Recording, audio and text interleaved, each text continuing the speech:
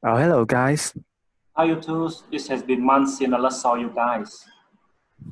Yeah, I miss you guys so much. We haven't seen each other since before the Lunar New Year holiday. The longest New Year holiday ever, right? It's been months. Except it isn't fun at all. It's been really crazy time. It was all fun and games till the virus spread to Vietnam. What's the point of having such a holiday when the whole world is plagued by the horrible pandemic? There's absolutely nothing fun about it.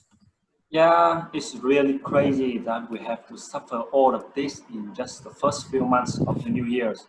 And our country got through the first wave of COVID-19 quite peacefully, only 16 cases. And then after 3 weeks of no new cases, right when everyone thought the virus had gone, it came back with the second wave, and this time it hit us really hard. You're right, Thor. So far, the consequences of this second wave have been tremendous. Almost all economic activities have to stop, and millions of people lose their job, and the healthcare system is always under intense pressure. The situation has significantly improved now, as in the past few weeks there have been only some new cases, while most of the previous patients have recovered. That being said, thousands of people from overseas are about to return to Vietnam soon after this, so I'm afraid this is not the end yet. A third wave of virus may come, and I'm afraid it would be just as bad, if not worse.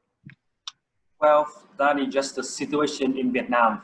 On a global scale, however, there is not as much positive news. You know what? The total number of COVID-19 cases worldwide has passed 3.5 million. Really? That's awful. I know the situation is very serious, but 3.5 million is just crazy. Who could have expected that a new disease in China can quickly escalate into an unprecedented global crisis? Why is the virus so dangerous?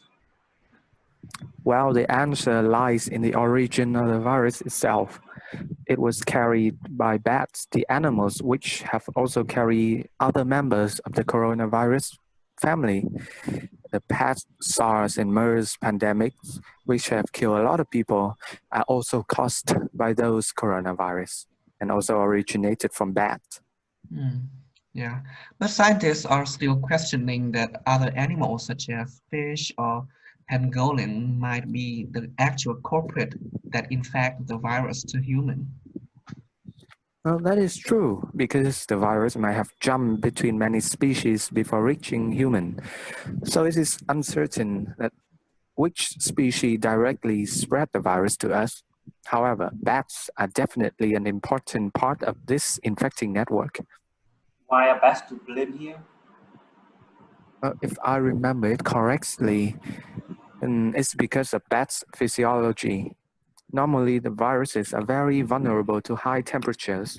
So when you attack your body, a simple fever of 28 or 29 degrees Celsius is enough to deal with them. That's why we have fever as a self-defense mechanism. But with the high body temperature of bats, it's like about 44 degree when they fly, almost no virus can exist. That there are few who can survive in bats' body, and which so they are very resilient and can easily defeat humans' immune system. So that's why. And besides those scientific things, I think it is just karma. Human beings have caused tremendous destructions to the earth, so now mm, the planet gives us the virus as a punishment. I know that sounds very spiritual, but an eye for an eye, right? In a way, you are right. Because human beings have destroyed best natural habitats to expand our living areas, bats are forced to live closer to us.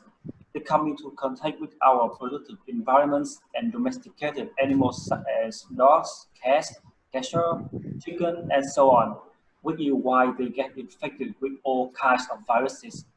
And now they just spread it to humans. Our irresponsible actions have backfired on ourselves. Or how about the cure for it? The cure for it? As far as I know, we have yet to find any cure at the moment. But why have many people recover from it if there are no cures? Just their own bodies that do the job.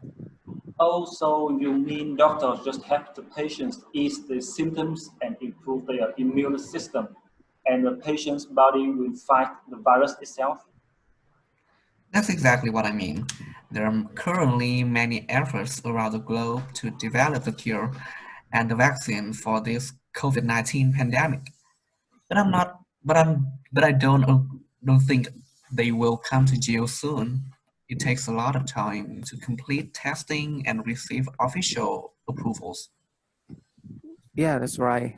Besides, medical companies are only willing to produce medicine and vaccine for these virus if they can be sold to make lots of profit, their business.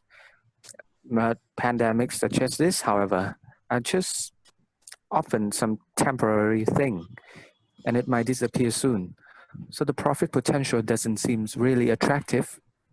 Well, after all of this, I guess the whole world needs to learn some lessons to prepare for possible future pandemics. Quick response from all nations is a must, because if one doesn't act rapidly, it can spread the disease to other countries. You're right. Just look at the Western world. They're rich and highly developed. They have a very excellent healthcare system. But still, they suffer severely because, in the first place, they underestimated the virus. I agree. That is the most important thing to decide whether we can successfully control and end the pandemic or not. I remember panic buying of mass toilet paper and other goods is also a really crazy thing to do. You are right, such panic buying has happened so many times before.